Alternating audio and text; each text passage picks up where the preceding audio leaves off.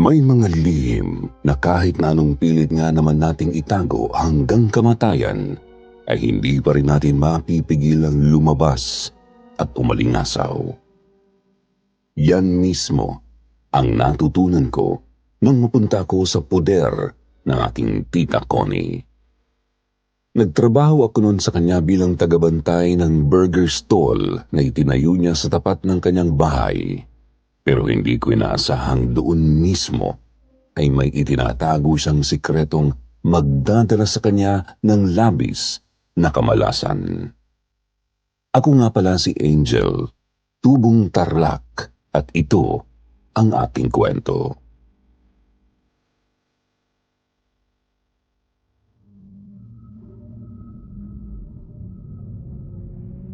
Mga ilang taon na rin po ang nakakalipas buhat nang mangyari ito sa akin. Nang mga panahong yun, 17 anyos pa lang ako at niwala pa ako sa tamang edad para magtrabaho.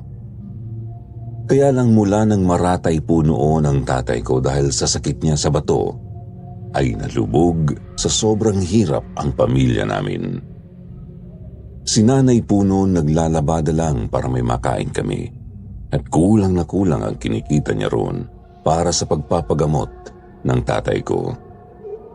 Dahil nga doon, Sir Jupiter, kinailangan kong huminto sa pag-aaral at tumulong na lang kay nanay sa paghahanap buhay para makaipon kami ng perang makakatulong sa amin para man lang madugtungan ang buhay ni tatay. Kaya lang, talagang hindi pa rin yun naging sapat. Sir Jupiter, umabot po sa punto na kinailangan na ni nanay na lumapit sa kanyang half-sister na tawagin na lang po nating Tita Connie, hindi nito tunay na pangalan. Si Tita Connie po ay kapatid ni nanay sa ama. Ito ang nag-iisang anak ng tatay niya sa tunay nitong asawa, habang si nanay naman, isa lamang anak sa labas. May kaya po sa buhay ang pamilya ng kanyang tatay, kaya naman itong si Tita Connie lumaking mata pobre. Hindi naman po sa paninira, pero halos lahat nga ng mga kapitbahay nito ay ayaw sa kanya dahil sa kanyang di kaaya-ayang pag-uugali. Yun nga rin po ang nakikita naming dahilan, kaya kahit kailan ay hindi po ito nagkaroon man lang ng nobyo. Hindi ito nagkaasawa at tumanda na lang siyang dalaga. Pero sa tingin ko naman po, hindi lang yun dahil sa ugali niya, Sir Jupiter, kundi dahil na rin sa hitsura ni Tita Connie. Malaking babae po kasi siya. Matangkad siya pero yung pangangatawan niya para po bang napabayaan sa kusina. Ito po kasi si Tita Connie, kilalang napakasiba ng kanilang mga kamag-anak. Sobrang hilig niyang kumain na para bang yun na ang naging buhay niya. Hindi naman na po ako nagtaka kung bakit nilalayuan siya ng ibang tao. Masama talaga ang ugali ni Tita Connie bukod pa sa mga kapintasan niya. Sa totoo lang, kahit nga sa sarili nitong kapatid, ay hindi rin ito naging mabuti. Kung hindi nga lang talaga buhay ni tatay ang pinag-uusapan noon, duda po ako na lalapit man lang si nanay sa ate niya.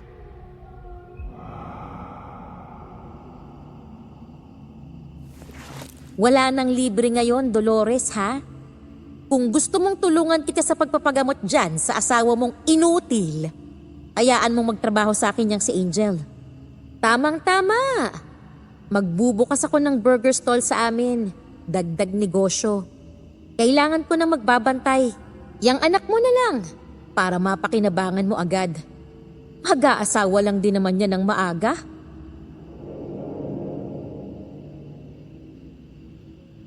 Ayaw sanang pumayag ni nanay noon sa gusto ni Tita Connie. Kahit naman naghihirap kami, ay hindi niya gustong magsakripisyo ako ng ganun.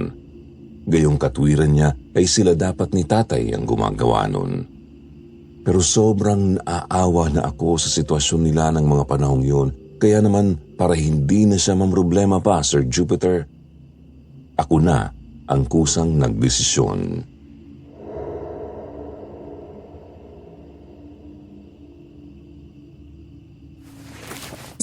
Sige po, Tita Connie. Huwag po kayong mag-alala. Magtatrabaho po ako para sa inyo. Tulungan niyo lang po ang tatay ko.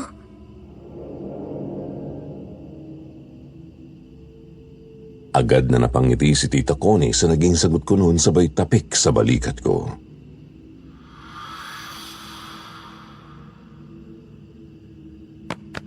Buti pa itong anak mo, Dolores, oh. Madaling kausap.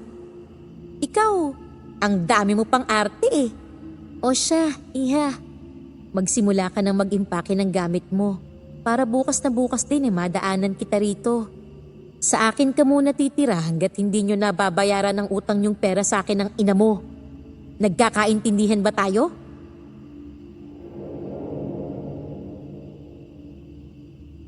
Maluha-luha na lang akong tumango noon, pero para hindi nila mahalata ay yumuko ako at nagpanggap na nabaling sa ibang direksyon ng tingin ko. Tapos nakita kong dumukot si Tita Connie ng 200 piso mula sa daladala niyang bag at iniabot yun kay nanay.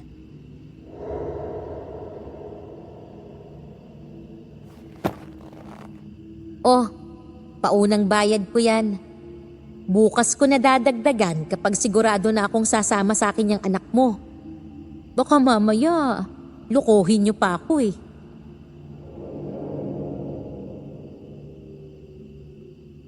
Hindi na lang namin pinansin pa yung mga nakakainsultong salita na binitiwan ni Tita Connie kay nanay at nagpanggap na lang akong bingi kahit na ang totoo gustong gusto ko nang sumabog sa galit. Inisip ko na lang si tatay para naman kahit papaano makalma ang kalooban ko. Hindi nga sinira ni Tita Connie ang sinabi niya. Kinabukasan ay bumalik ulit siya sa amin para sunduin ako at para iabot na kay nanay yung perang gagamitin para sa paunang gamot ni tatay. Pilit ko pong itinago noon kung gaano ako kalungkot para lang hindi makonsensya ang mga magulang ko. Umiyak na lang ako nung sa wakas nakarating na kami sa bahay ni Tita Connie at itinuro niya sa akin kung saan ang magiging kwarto ko. Isang masikip na dating bodega ang ibinigay ni Tita Connie sa akin bilang tutulugan ko. Nasa labas yun ng bahay niya na nandoon lang din naman mismo sa tabi ng burger stall na ipinagawa niya sa mismong tabi ng gate ng kanyang property. Malawak ang loteng pagmamayari ni Tita Connie kaya malayo-layo ang agwat nito sa ibang mga bahay dun sa lugar nila. Tapos napapalibutan pa iyon ng mataas na pader na nagsisilbi niyang bakod dahil sa takot na baka pasukin siya ng mga magnanakaw sa kanilang lugar.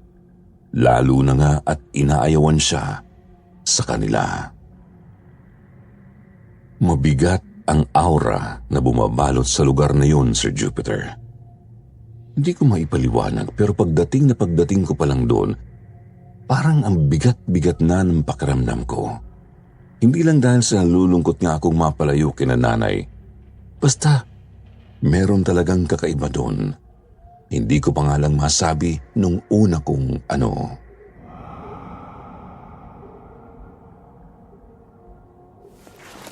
Bukas, darating na yung mga supply na ipinadi-deliver ko.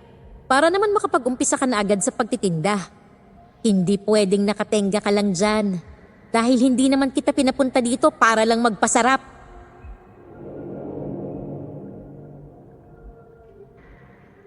Pagkarating ko pa lang sa bahay ni Tita Connie ay inutusan niya na agad akong maglinis sa maliit na bodegang yun dahil dun nga ako matutulog.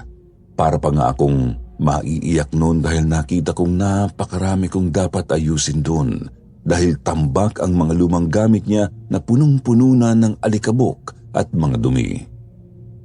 Wala naman akong magawa kundi ang sumunod na lang.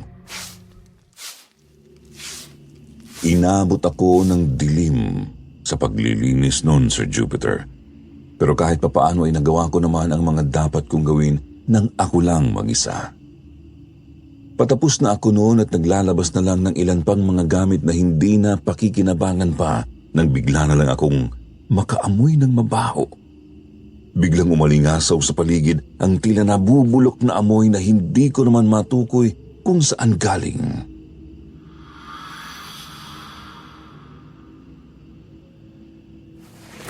Saan kaya galing yun? Amoy patay na daga ah.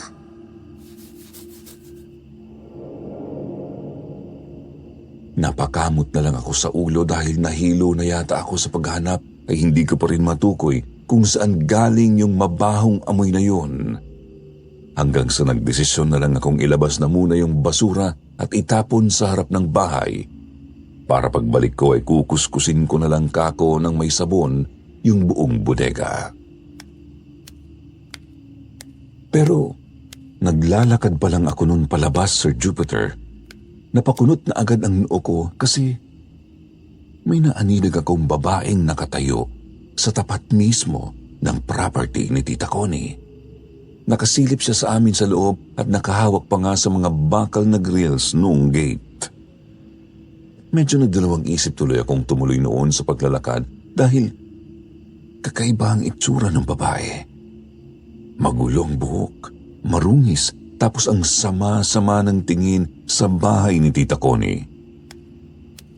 Naglakas ako ng loob na lapitan siya, pero nang makita niya ako ay nagulat siya at bigla na lang kumaripas ng takbo palayo. Sinundan ko siya ng tingin hanggang sa nakita kong pumasok siya sa loob ng isang eskinita na medyo malayo na doon sa bahay ni Tita Connie. Inisip ko baka kakubaliw lang na pag-alagala yung babae base na rin sa hitsura niya. Kaya kinalma ko na lang ang sarili ko at itinapon ko na nga yung basura sa tapat. Pero nasundan din agad yung weird na pangyayari yon, Sir Jupiter. Dahil pagpasok ko ulit sa loob ng bakuran ni Tita Connie, sinalubong ako ng isang gumugulong na laroang bola ng bata na huminto rin naman kaagad dun mismo sa harapan ko.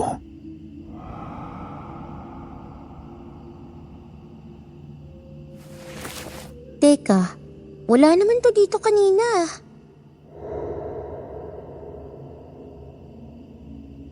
Talagang nagtaka ako noon dahil ako lang naman ang nag-iisang tao dun sa labas at kanina pa pumasok si Tita Connie sa bahay niya.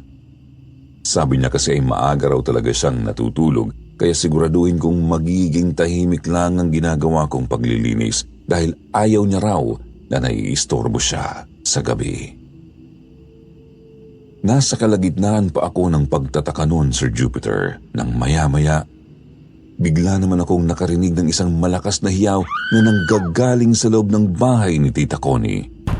Kasunod yun ng isang malakas na kalabog na akala mo ay may kung anong bumarog. Doon ko mismo yun narinig sa kwarto ni Tita Connie sa itaas na katapat lang ng bodegang tutulugan ko. Kaya naman dali-dali akong nagtatakbo papasok sa bahay niya.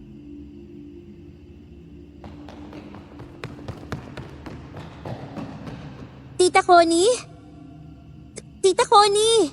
Nasaan po kayo?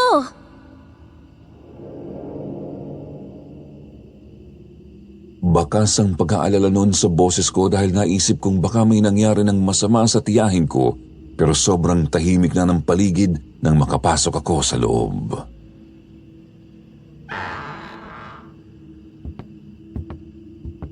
Diyos ko po, ano kayang nangyari dun?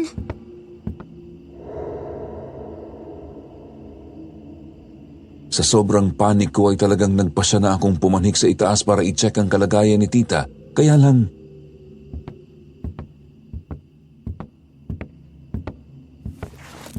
At sinong nagsabi sa'yong basta-basta ka nalang pumasok dito sa bahay ko? Aber?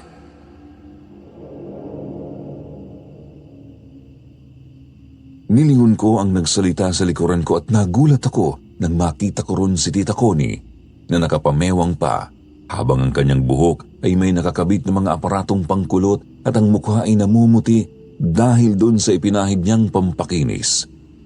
May hawak pa nga siyang 2 burger sandwich ng mga sandaling yun sa magkabila niyang kamay.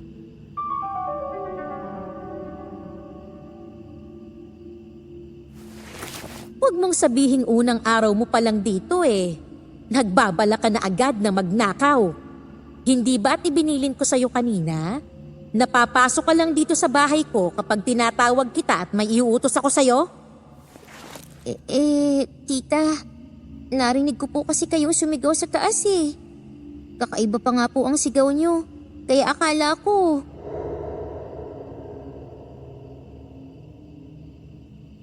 Pero pinutol na agad ni Tita Connie ang sasabihin ko bago pa man ako matapos.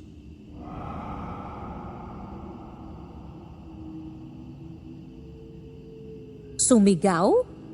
Paano ako sisigaw kung namumualan ako sa pagkain itong burger na ginawa ko?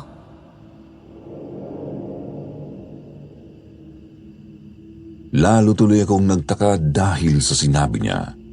Ganun pa man ay hindi naman ako pwedeng magkamali dahil dinig na dinig ko talaga yung boses niya na sumisigaw kanina.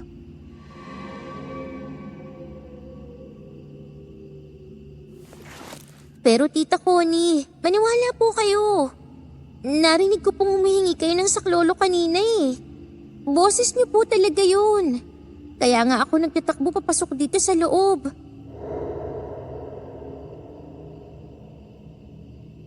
Tumaas naman ulit ang kilay ni Tita Connie. Ibinuka na nga niya ang bibig niya at akmang sasagot sana sa sinabi ko, kaya lang ay bigla na lang kaming nagulat nang makarinig na naman kami ng malakas na kalabog sa itaas.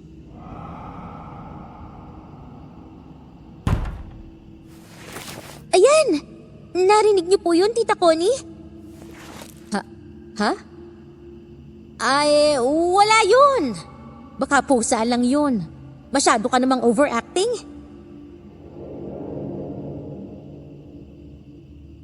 Sinabihan na lang ako ni Tita Connie noon na tapusin na ang paglilinis ng bodega para makatulog na ako dahil kailangan ko raw gumising ng maaga. Maaga rin daw kasing darating yung iba pang kulang na supplies na hinihintay niya, kaya lumabas na ako at nagpatuloy sa ginagawa ko. Pagbalik ko sa loob ng bodega ay dala ko na noon yung panglinis na gagamitin ko para matanggal ang masangsang na amoy na umaalingasaw kanina. Pero ang nakakapagtaka, pagbalik ko dun, wala na rin yung mabahong amoy na yun. Tanging alikabok na lang ang naaamoy ko sa paligid, kaya kahit na nawiwirduhan na talaga ako sa mga nangyayari, ipinagpatuloy ko na lang ang ginagawa ko. Unang gabi pa lang yun, pero sobrang dami na agad na nangyari sa akin sa poder ni Tita Connie. Pinilit ko na nga lang noon na huwag isipin yung mga negatibong mga bagay na yun para lang hindi na rin ako matakot. Nakatulong din yung sobrang pagod ko, kaya paghiga ko sa papag, nakatulog agad ako. Ginamit ko yung lumang kutso na siyang ginagamit din daw nung dating kasambahay ni Tita Connie na pinaalis niya dahil nahuli niyang nagnanakaw.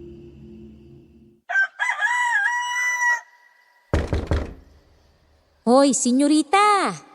Baka naman gusto mo nang bumangon dyan, ano? Abay, hindi pwede sa akin dito na mauunahan ka pa ng sikat ng araw bago ka magising. Kinabukasan, hindi pa man yata sumisilay ang araw ay narinig ko nang ginigising ako ni Tita Connie. Malakas ang boses niya habang kinakatok niya ako. Pero hindi naman siya nag-aalalang makaistorbo sa kapitbahay dahil nga malalayo naman ang agot nito sa lugar niya. Kahit na sobrang bigat pa ng katawan ko noon, ipinilit ko na lang din tuloy na bumangon para naman wala siyang masabi sa akin.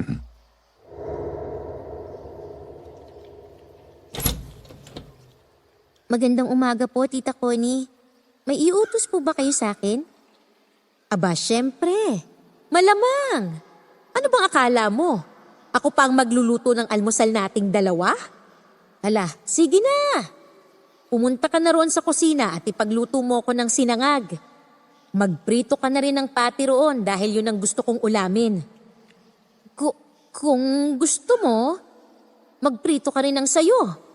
Pero isa lang, ha? Ayoko nang masiba rito sa pamamahay ko.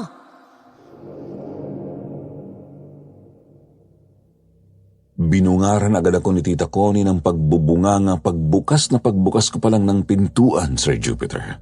Gusto ko na agad maiyak noon pero pinigilan ko na lang at sumunod ako sa gusto niya. Pagpunta ko ng kusina, akala ko ay kasunod ko pa rin noon si Tita Connie dahil may nararamdaman akong mga yabag na nakasunod pa rin naman sa akin papasok sa loob ng bahay. Pero nagtaka ako dahil nang paglingon ko para sana magtanong kung ilang piraso ang lulutuin ko para sa kanya, hindi ko naman siya nakita sa paligid. Ang nandoon lang, Sir Jupiter, yung laruang bola ng bata na tumatalbog-talbog pa papalapit sa akin. Napakunot ang noo ko. Hindi ko alam kung bakit parang bigla na lang akong kinilabutan ng mga sandaling yun. Paano kasi? Parang ayaw tumigil nung bola sa pagtalbog. Parang may naglalaro nun na hindi ko nakikita dahil hindi man lang yun humihina o umaalis sa iisang pwesto.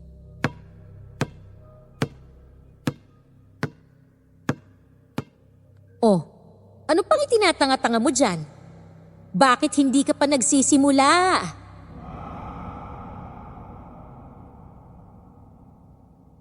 Napaigtad ako nang biglang pumasok si Tita Connie at nagsalita. Hindi ko namalayan na natulala pala ako doon sa kulay pulang bola na yun na bigla rin namang huminto sa pagtalbog nang dumating siya. Nangatwiran na lang ako na para kasing may nakita akong daga kaya napahinto ako sa pagkilos. Pagbukas ko ng ref ni Tita Connie noon, nanlaki pa ang mga mata ko dahil tumambad sa akin yung napakaraming supply ng burger patties sa loob noon. Halos wala na ng ibang laman ng ref niya kundi yun. Kaya naman doon pa lang ay nahalata ko na agad na yun pala ang paborito niyang pagkain. Napatunayan ko palalo yun nang pagkatapos kong magluto ng halos 10 pirasong patties ay naubos niya ang lahat ng yun. Tapos ay maghapon siyang hindi nagsungit sa akin. Sobrang nawirduhan talaga ako kay Tita Connie noon, Sir Jupiter. Pero hindi na lang ako nagsalita hanggang sa umabot na nga ako ng ilang araw sa pamamalagi sa poder niya. Sa 3 araw ko kay Tita Connie ay doon pa lang ako nagsimulang magtinda sa burger stall niya.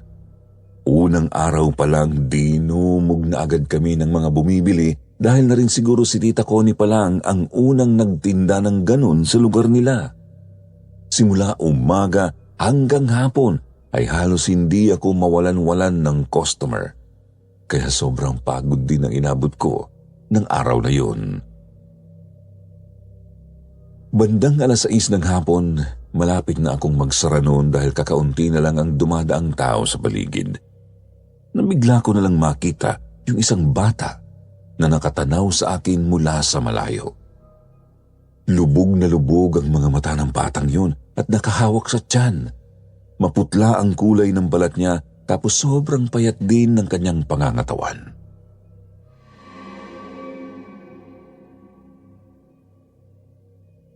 Ala, nakakaawa naman yung batang yun.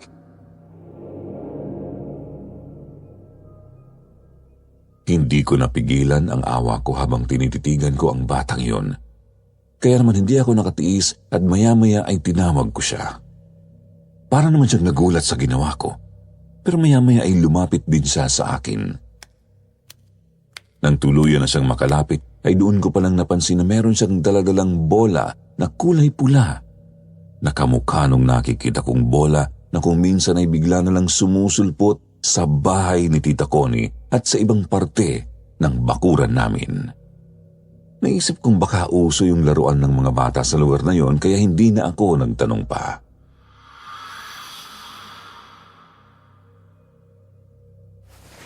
Bata, gusto mo nito?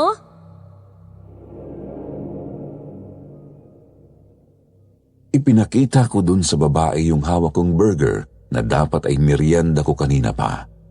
Naisip ko na lang yung ibigay sa kanya dahil kako ay kakain naman na ako ng hapunan pagkasara ko ng tindahan. Hindi naman sumagot sa akin yung bata, pero sunod-sunod ang naging pagtango niya. Halos hindi pa nga siya magkanta-ugaga nang abutin ko sa kanya yung pagkain tapos nakita kong naluha pa yung mata niya. Hindi na nagpasalamat pa yung bata sa akin pero niyakap niya ako bago siya nagtatakbo palayo. Hinabol ko siya ng tingin, pero nakita kong pumasok din siya dun sa eskinita kung saan din tumakbo yung babaeng nakita ko nung unang gabi ko pa lang dun kina Tita Connie. Pagkatapos ng araw na yun, palagi nang dumadalaw sa akin yung bata tuwing papatak ang ganong oras. Na-realize ko na hindi pala siya nakakapagsalita dahil hindi ko narinig kahit kailan ang boses niya, gayong halos 1 buwan yata siyang nagpapabalik-balik noon sa tindahan. Sir Jupiter, magdadalawang buwan na yata ako halos noon kina Tita Connie nang magsimula kong mapansin na tila pa parang may nagbabago kay Tita Connie. Sanay ako sa pagiging masungit niya pero kung minsan, nagtataka ako dahil biglang-bigla na lang siyang nagiging mabait at tila ba nagiging isip bata kapag kausap ko siya. Sir Jupiter, para siyang biglang nagkaroon ng iba't ibang personalidad na nagsimula lang naman noong isang beses na sinabi niya sa aking sumasakit daw ang tiyan niya. Nagpa-ospital siya noon, tapos pagbalik niya, parang bigla na siyang nag-iba.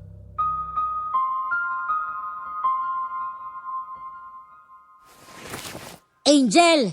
Angel! Halika nga rito!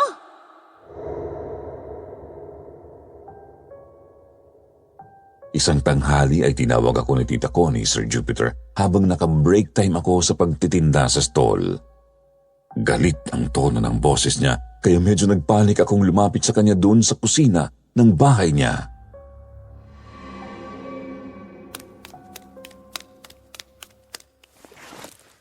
Bakit po, Tita Connie?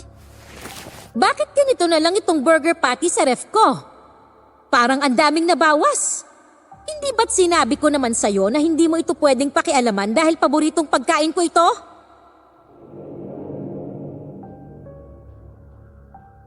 Halos mapanganga ako dahil sobrang lakas na talaga ng boses niya noon, samantalang siya naman ang nag-utos sa akin kanina na lutuin ko raw ng lutuin yung mga patis na nasa ref dahil gusto niya raw kumain.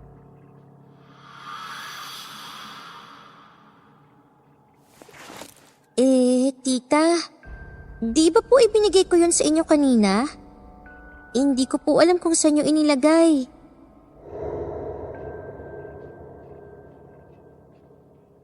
Parang bigla siyang natigilan noon sa sinabi ko. Saglit siyang nag-isip muna, tapos maya-maya ay bigla na siyang kumalma.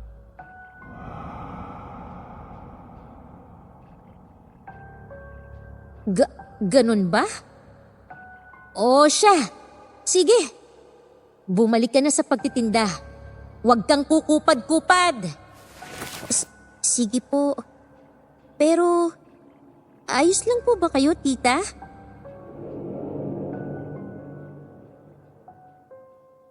Talagang nagtataka na kasi ako noon sa asal niya.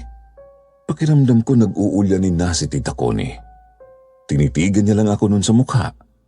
Parang may gusto siyang sabihin sa akin, pero bago niya pa yun magawa, bigla-bigla na lang niyang nasapo ang sikmura niya.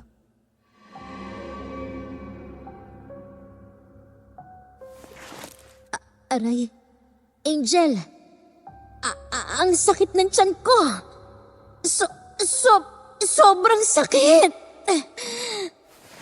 Naku, tita, ano po ba kasing ginawa niyo? Inubos niyo po ba lahat ng patis na ipinaluto niyo sa akin kanina?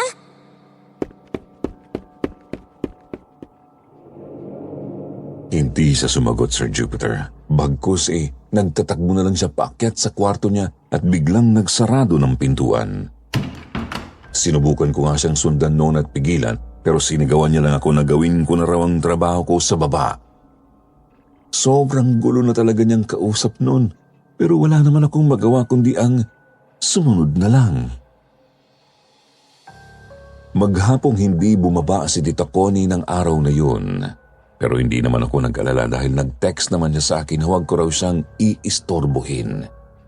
Ipinahiram niya kasi sa akin noon yung isa niyang lumang cellphone para daw matatawagan ko siya kapag may kailangan o may problema sa stall. Hinintay kong pumatak noon ang 6:00 dahil bala kong doblehin ang pagbibigay ng libreng burger noon dun sa batang nagpupunta palagi sa akin. Kaya lang nagtaka ako nang mag-aalas 7 na yata. Hindi ko naman siya nakita sa paligid. Bagkus ang pumalit sa kanya ay yung marungis na babaeng nakita ko noon sa tapat ng gate.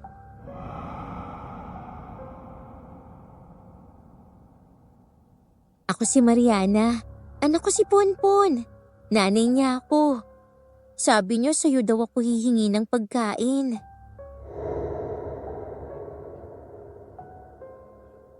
Bigla siyang nagpakilala sa akin noon, Sir Jupiter, at agad ko namang nakuha ang ibig niyang sabihin. Napatango ako. Noon ko lang din kasi nalaman na Ponpon pala ang pangalan ng batang yun na palagi kong binibigyan ng burger.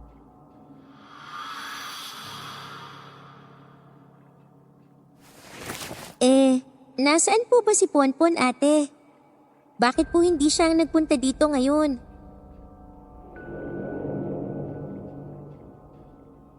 Pero kiming nagkibit balikat lang si Ate Mariana noon sa akin. Tapos itinuro niya yung bahay ni Tita Connie. Nagtaka naman ako dahil hindi ko nakuha kung anong ibig niyang sabihin. Magtatanong pa nga lang sana ako sa kanya kaso bigla siyang bumulong.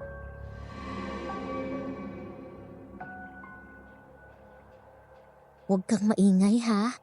Baka marinig ni Madam Connie. Papagalitan niya na naman kami ni Ponpon. Sasaktan niya ulit ang anak ko. Tapos ililibing niya ulit si Ponpon sa ilalim nun.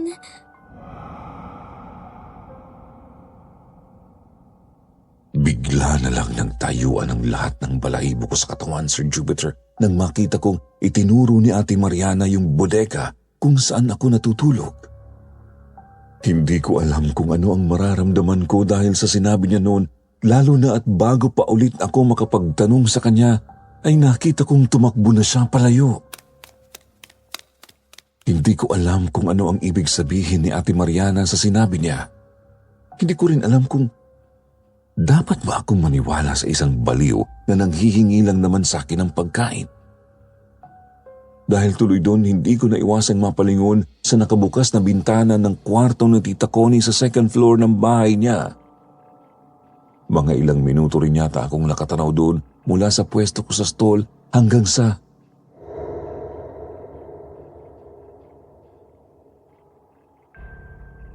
Diyos ko po, anong ginagawa ni Ponpon sa kwarto ni Tita Connie?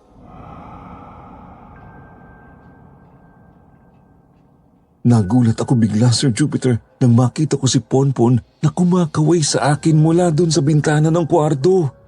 Sobrang lawak ng pagkakangisi niya habang ako naman ay pinangingilabutan na talaga ng husto dahil hindi ko naman napansin na pumasok si Ponpon sa bahay kanina pa.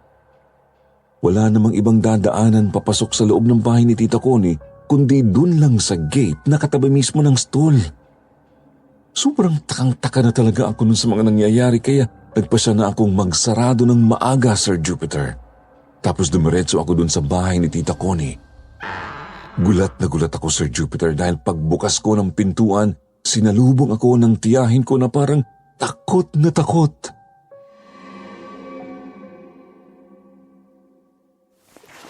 Angel, wala akong kasalanan. Hindi akong may gawa nun.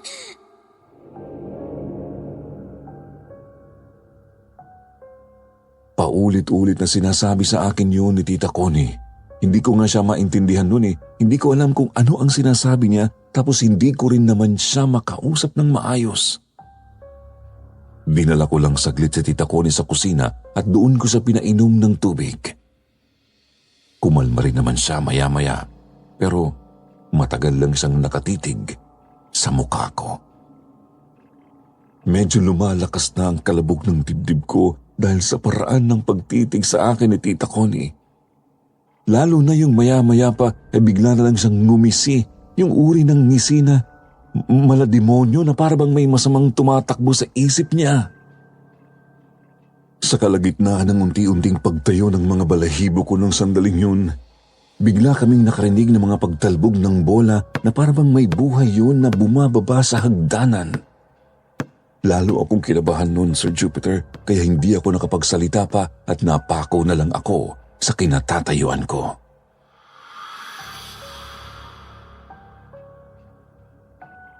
Alam mo ba kung sino yung batang palaging naglalaro ng bola dito sa bahay ko? Lalong lumawak ang ngisi ni Tita Connie. Humakbang pa siya papalapit sa akin tapos hinawakan niya ako sa balikat ng pagkahigpit-higpit.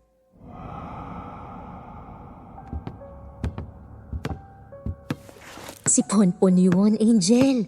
Anak ng magnanakaw na katiwala ko noon dito sa bahay. Alam mo ba, pinalayas ko na sila eh. Nahuli ko silang nagnanakaw ng pagkain dyan sa Frigidaire. Kahit binalaan ko na sila. Pero talagang bumalik pa rito ang batang yun dahil naiwan niya raw ang bola niya. Nagulat lang naman ako noon. Hindi ko sinasadyang maitulak siya sa hagdan.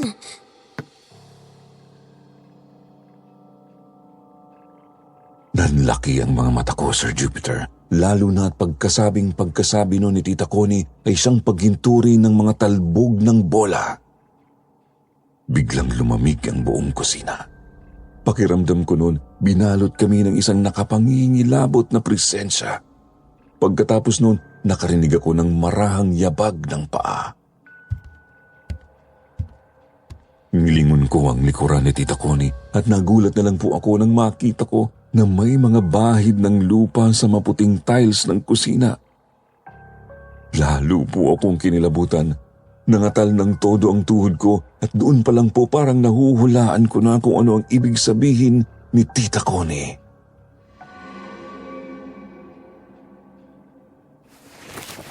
Hindi ko gustong patayin ng batang yun, Angel. Maniwala ka sa akin. Natakot lang ako noon kaya wala na akong naisip kundi ilibing siya sa bodega.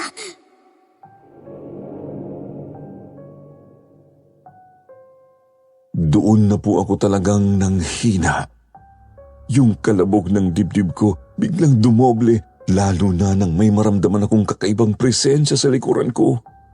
Nakarinig ako ng mga hikbi ng bata at alam ko kung sino yun.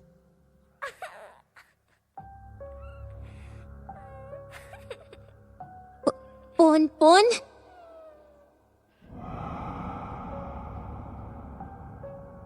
Takot na takot akong sinampit ang pangalan ni Ponpon, Sir Jupiter. Doon ay biglang tumigil ang mga hikbi na naririnig ko. Nawala rin bigla ang mabigat na presensya at ang panlalamig ng paligid ng buong kusina. Tila unti-unti rin noong naglaho yung mga bakas ng lupa sa sahig. Para bang umalis na ang kaluluwa ni Ponpon nung tawagin ko ang pangalan niya. Dahil doon, napahinga ako ng malalim. Sabi ko pa naman, mukhang wala na sa wakas ang kaluluwa ni Ponpon. Pero sa muling paggarap ko kay Tita Connie, Sir Jupiter, nakita kong hindi pa rin nawawala ang kakaiba niyang ngisi. Mas lalo pa yung lumawak at ang tingin ko pa nga noon parang lumaki ang bibig niya. Halos abot tenga na at umitim na rin ang ilalim ng mga mata niyan. Akala mo isang buwan na siyang puyat.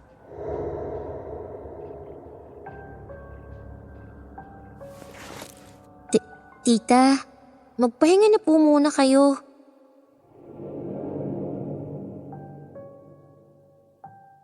Naglakas ako ng loob na kausapin siya. Kahit natatakot ako sa itsura niya. Hindi naman siya nagsalita, pero tinalikuran niya ako at naglakad na siya ng dahan-dahan paakyat sa itaas. Hindi ko alam nun kung bakit parang sa bawat tunog ng paghakbang niya, para akong natatakot. Kumakabog ng kakaibang dibdib ko, Sir Jupiter, pero mas pinili ko na lang na hindi muna yun naisipin. Lumabas na ako ng bahay ni Tita Connie. Hindi ko pa nga alam noon kung papaano ako papasok sa bodega. Ngayong umamin siya sa akin na may inilibing siyang bata sa ilalim noon at yun ay walang iba kundi si Ponpon. Hindi ko alam kung maniniwala ba ako sa kanya o ano. Ni hindi ko rin alam kung dapat ko ba siya noong isuplong sa pulis dahil sa sinabi niya sa akin. Noon pa lang din pumasok sa isip ko na multo pala yung batang nakakausap ko at binibigyan ko ng pagkain. Hindi na pala siya buhay at nakakausap siya ng nanay niya. Pakiramdam ko noon may masamang balak si Ponpon kaya hanggang ngayon ay ginagambala pa rin niya si Tita Connie. Mukhang gusto niyang makakuha ng hustisya sa nangyari sa kanya noon. Halos hindi tuloy ako makatulog ng gabing yun. Magdamag akong nakatulala at palinga-linga sa buong paligid ng bodega. Hanggang sa kusa na lang sigurong pumikit ang talukap ng mga mata ko at nakatulog din ako sa wakas. Mga bandang 9:00 na yata ng umaga ako nagising noon. Sa unang pagkakataon, tinanghali ako ng bangon dahil talagang napuyat ako nung nagdaang gabi. Kundi pa ako dinapuan at parang kinakagat na yata ng malalaking bangaw na nakita kong nakapalibot sa kinahihigaan ko. Baka hindi pa ako agad nagising.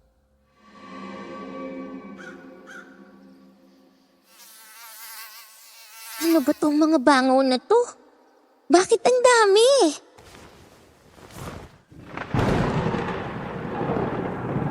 Bumangon ako mula sa higaan, Sir Jupiter. Natakang-taka kung ano na ba ang nangyayari. Hindi ko makakalimutan ang araw na yon. Makulimlim ang buong paligid at panay din ang malalakas na pagkulog at pagkidlat. Pagkatapos ay sobrang dami rin talagang langaw na lumilipad-lipad sa paligid ng bodega. Lalong-lalo na dun sa may parteng paanan papunta sa may CR. Nagtaka ako kung bakit hindi yata biro ang dami ng langaw na yun. Kinilabutan din ako dahil para akong pinipeste.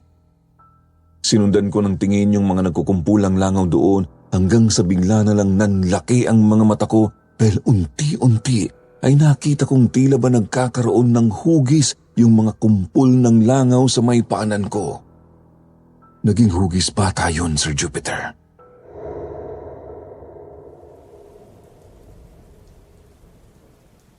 Diyos ko po.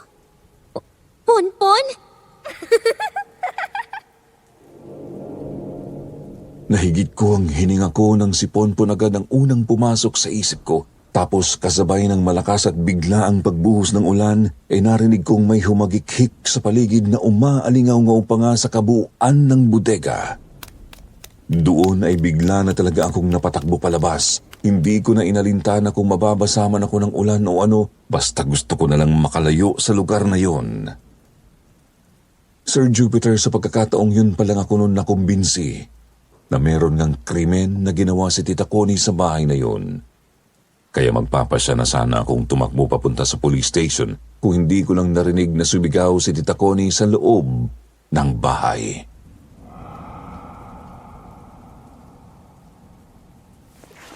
Wala akong kasalanan sa'yo!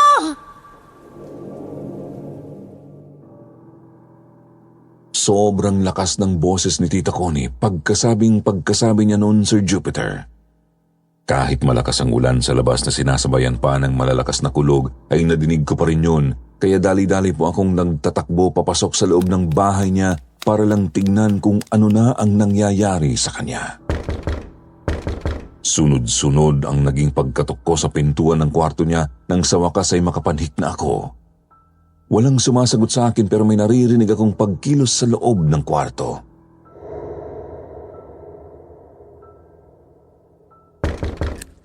Tita Connie, si Angel po ito. Bakit po kayo sumigaw? May nangyari po ba?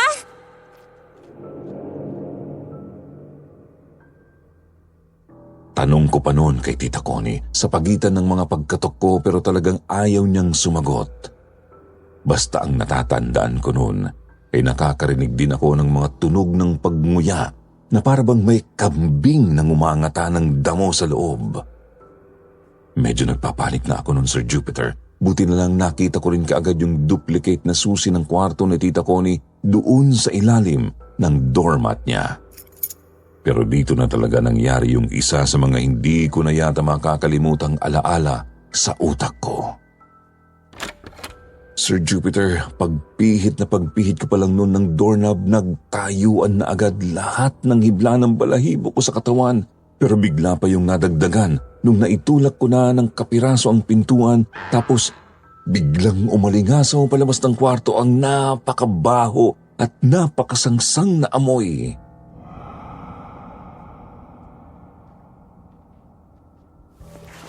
Diyos ko po! Tita Connie!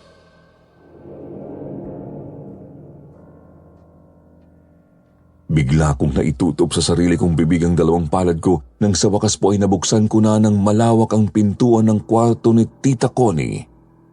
Kitang-kita ko kasi na nakasampa siya sa nanggigitatan niyang kama noon, Sir Jupiter, habang sa dalawang kamay niya ay may hawak siyang mga burger sandwich na nangingitim na sa amag at mukhang inuuod na. Sir Jupiter, nagkalat po ang napakaraming burger patties sa buong kwarto at karamihan sa mga yon ay talagang nabubulok na. Pigil-pigil ko po tuloy noon ang sarili ko na huwag maduwak kahit nasukang-suka na ako, lalo na nang makita kong ang amos-amos na mukha niya. Meron na rin pong mga gumagapang na mga kulay puting uod doon sa pisngi niyang nanlilimahid habang pilit pa rin nginangata yung mga hawak niyang pagkain. Para nang nasisiraan ng bait noon si Tita Connie, para bang hindi niya ako nakikita noon at ang gusto niya lang ay kainin yung mga nabubulok na burger sa palibot niya. Sa sobrang panik ko noon nang tatakbo ulit ako sa labas at nanghingi ng tulong, pero halos walang ni isa mang kapitbahay ni Tita Connie noon ang gustong makialam, o baka nga mas ikinatutuwa pa nga nila ang nangyari sa kanya noon. Nakatingin lang sila tapos umakto silang parang mga wala silang narinig.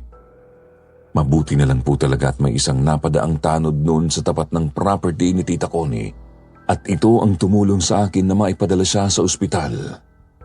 Doon ay sinubukan kong ipatingin kung talaga bang nasisiraan na ng ulo si Tita Connie.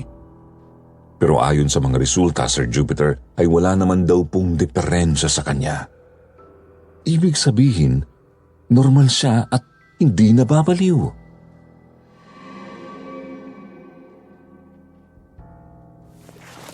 Sinasabi ko naman sa yung matino ako eh.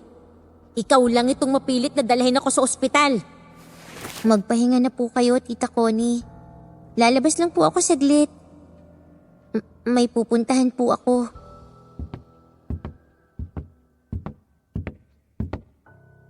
Tiningnan lang ako ni Tita Connie ng masama noon, Sir Jupiter. Pero hindi siya nagsalita. Nag-iwas na lang ako ng tingin tapos nagsimula na akong maglakad palabas ng pintuan. Nung mga bandang nasa pintuan na ako, ayan na naman. At natinig ko ulit yung mga tila nakakarinding tunog na pagtalbog ng bola. Kaya bago ko pumanbuksan ang pinto, ay napalingon ulit ako kay Tita Connie.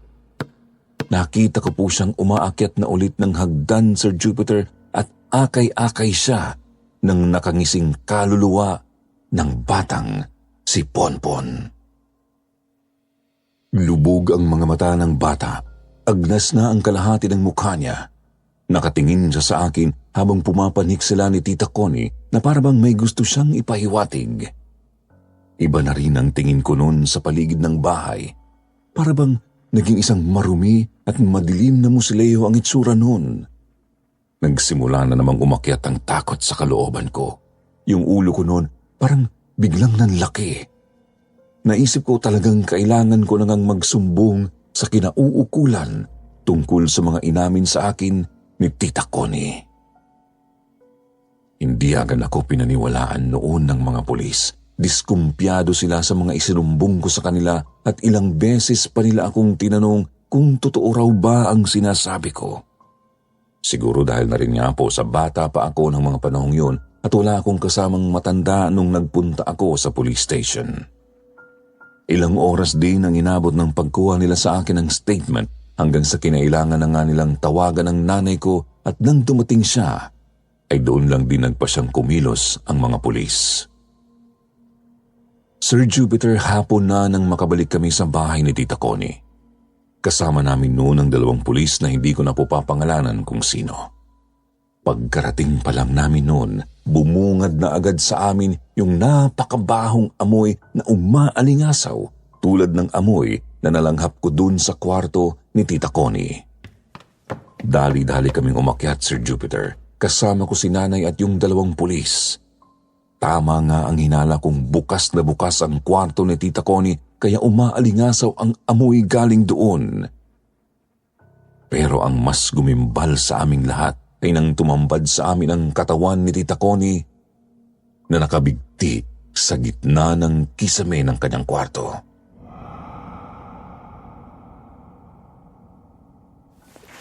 Diyos ko po! Tita Connie!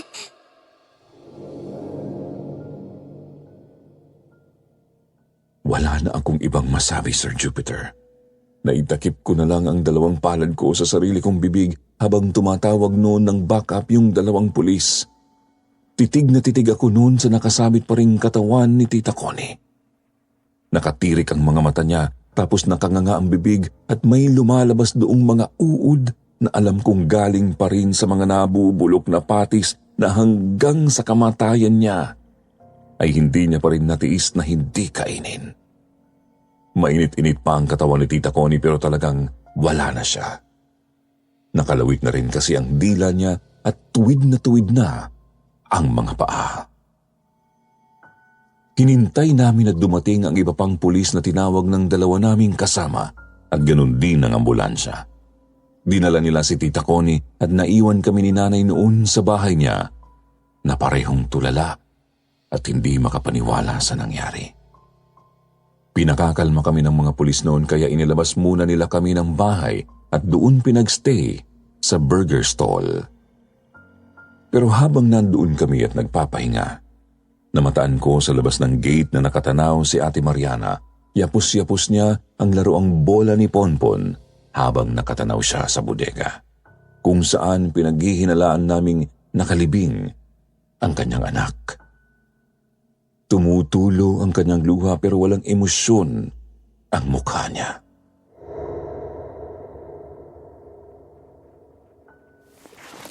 Nandyan! Nandyan ang anak kong si Ponpon. Diyan siya inilibing ni Ma'am Connie kahit humihinga pa siya.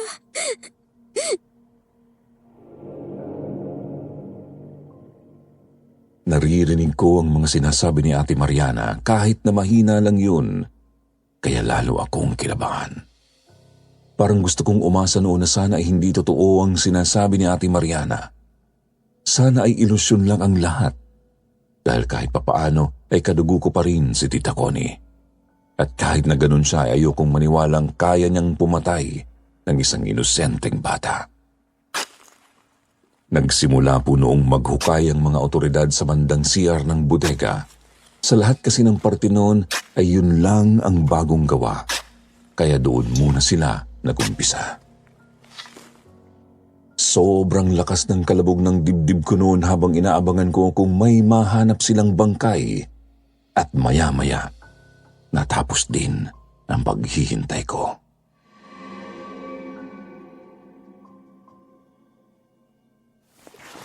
Ponpon! Anak ko!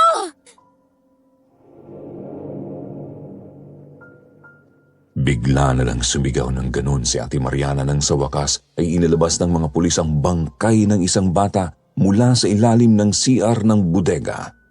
Doon mismo sa poso negro nito. Tila ba tuwang-tuwa siya na sa wakas ay nakita na ulit niya ang anak na matagal ding nawalay sa kanya. Ako naman ay nanghina na ng tuluyan habang kinikilabutan. Di ko lubos maisip na sa tinutulugan kong bodega ay nakalibing pala ang isang bata na nakakausap ko pa minsan. Lumapit ako noon kay Ate Mariana para pagbuksan sana siya ng gate. Pero mukhang hindi niya yata ako napansin kaagad.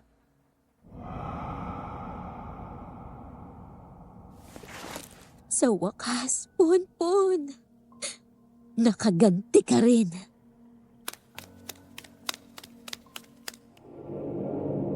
Hindi ko alam kung ako lang ba ang nakarinig noon, Sir Jupiter, pero sigurado ako na sinabi talaga ni Ate Mariana ang mga katagang yun habang nakangisi siya at puno ng galit ang mga mata.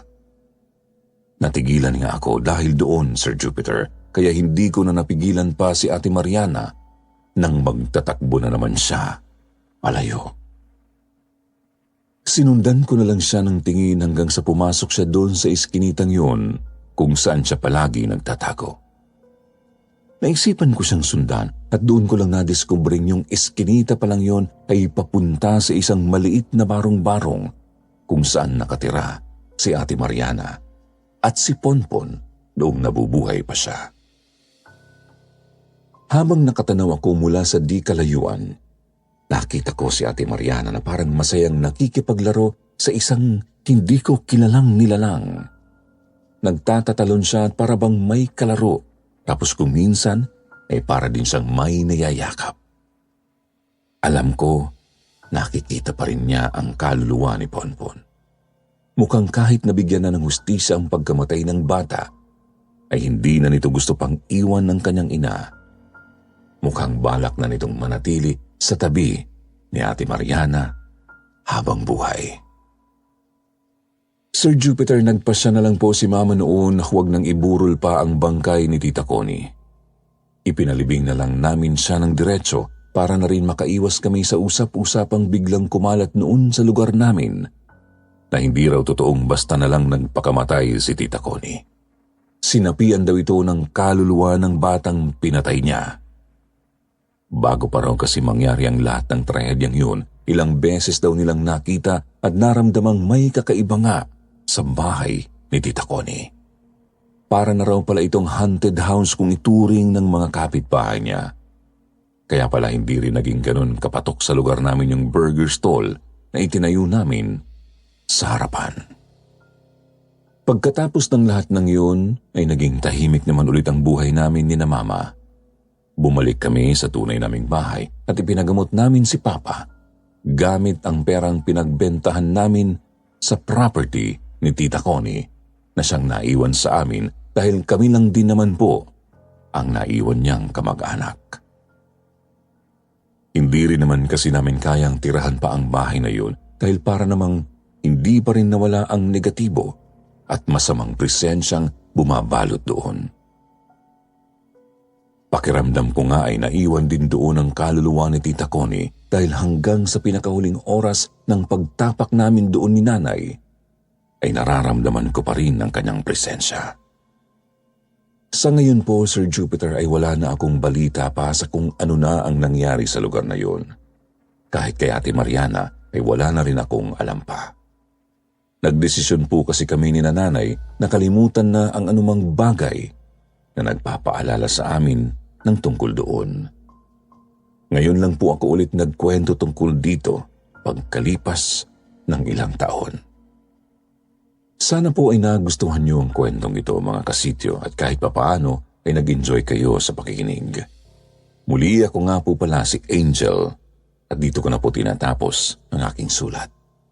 God bless po at more power sa inyong channel.